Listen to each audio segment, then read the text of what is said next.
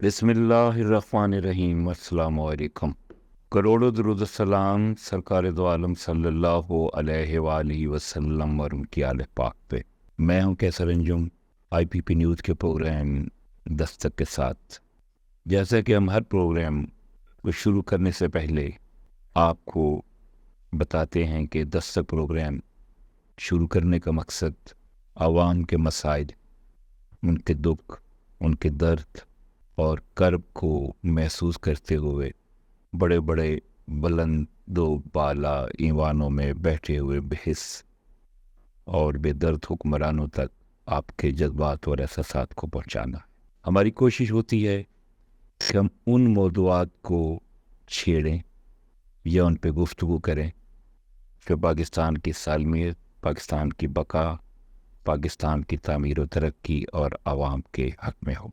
हमने गुज़श्ता रोज़ पाकिस्तान के मारूफ दानिश्वर, सहाफ़ी और मुहक्किक तारक इस्माइल सागर मरहूम की किताब रॉ और बैनुल-अक़वामी दहशतगर्दी, इस किताब के चंद सफ़हात आपकी समाअतों की नज़र किए।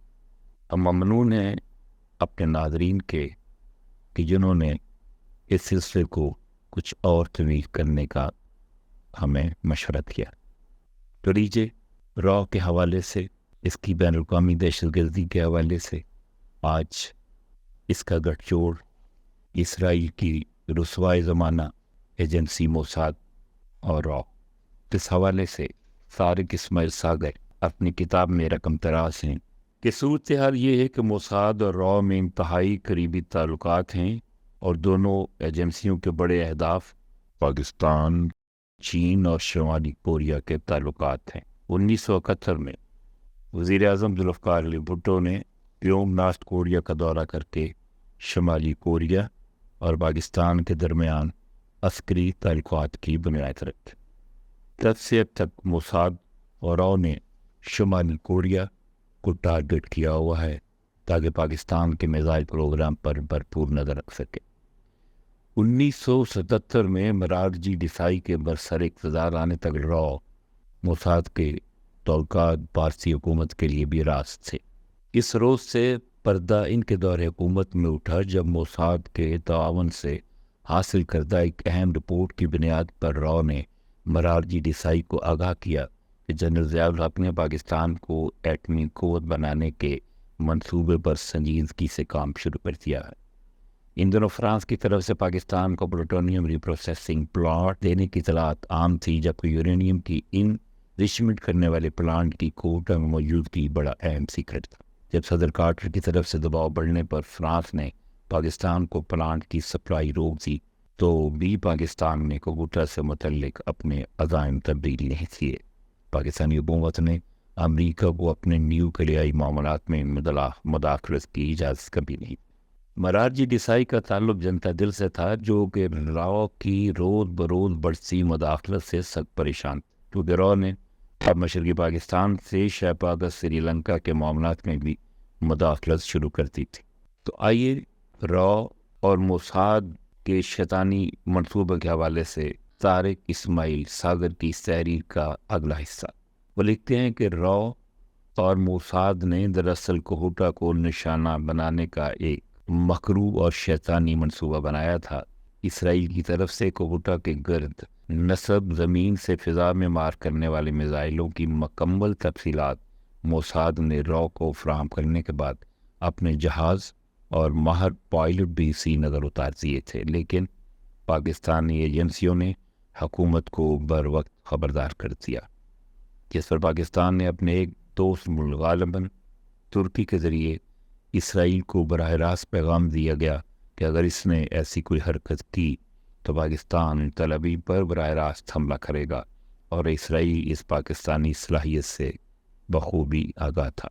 पाकिस्तान ने इसराइल को ख़बरदार करते हुए कहा था कि अगर 1981 में इराक न्यूक्लियर प्लांट और सिर्क को फ़िज़ाई हमले के ज़रिए तबाह करने के बाद किसी गलतफहमी का शिकार हो गया है तो इसे अपने दिफा अभी से दुरुस्त कर लेना चाहिए, क्योंकि पाकिस्तान और इराक में बड़ा फ़र्क है।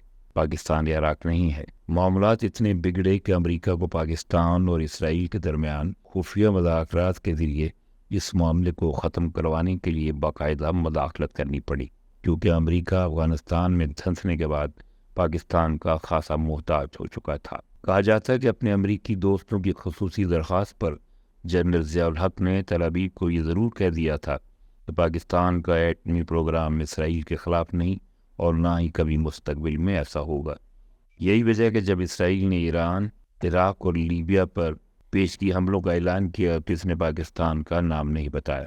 1980 کی دہائی کے آغاز ہی میں CIA کو پاکستان کی ایٹمی سرگرمی کی خبر ہو گئی تھی، خصوصاً کوہٹا سے متعلق وہ بڑے پریشان تھے، لیکن افغانستان میں امریکہ اور روس کے ٹکراؤ اور پاکستان کی محتاجگی نے امریکیوں کے ہاتھ باندھ رکھے تھے۔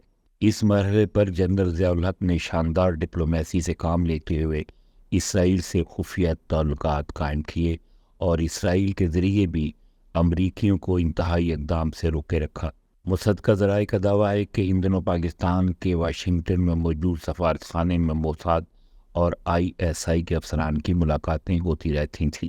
ISI جانتی تھی کہ موساد کو لیبیا، شام، اردن اور سعودی عرب کے متعلق عسکری معلومات درکار ہیں۔ اسرائیل کی اس کمزوری کا ISI نے بھرپور فائدہ اٹھایا اور اسے کافی عرصے تک اپنی مرضی کی وکٹ پر کھیلنے کے لیے مجبور رکھا۔ 1990 کی دہائی تک یہ کھیل ISI نے بڑی کامیابی سے کھیلا، لیکن 1990 میں جب راؤ کی مدد کے لیے موساد نے اسرائیلی کمانڈوز کو سری نگر بھیجا جہاں وہ کشمیری مجاہدین کے خلاف بھارت کی مدد کرتے آئے تھے، تو موساد اور ISI کی راہیں الگ ہو گئیں اور انہیں اس بات کا یقین آ گیا کہ راؤ کے ساتھ موساد کے تعلقات بہت دور تک جا چکے ہیں۔ اس مرحلے پر جب ایک اسرائیلی سیاح مجاہدین کے حملے میں مارا گیا اور دوسرا اغوا ہو گیا تو موساد کو یقین ہو گیا کہ اب ان کی ڈبل گیم نہیں چل سکتی، جس کے بعد وہ راؤ کے بہت قریب آ گئے۔